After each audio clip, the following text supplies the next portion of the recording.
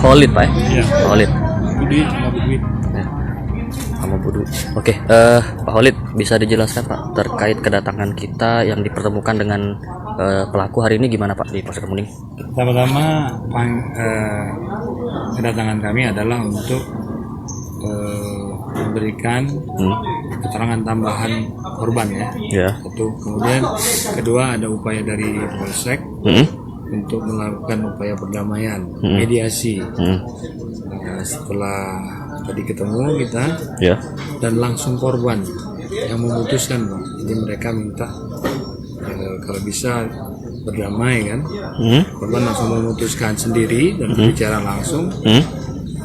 Beliau ingin tetap dimaafkan korban, tapi permasalahan tetap dilanjutkan secara hukum.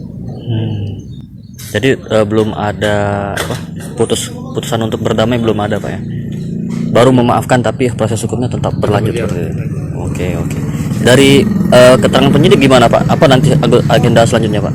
Besok sidang Pak. Besok sidang ya? Nah, ini di piring kan? Di piring.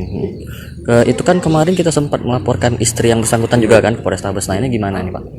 Ya kita tunggu terkait Pak, itu. karena kita laporkan, selanjutnya dari pihak Polresta seperti apa nanti kita nunggu Pak. Dipanggil untuk memberikan keterangan lebih lanjut.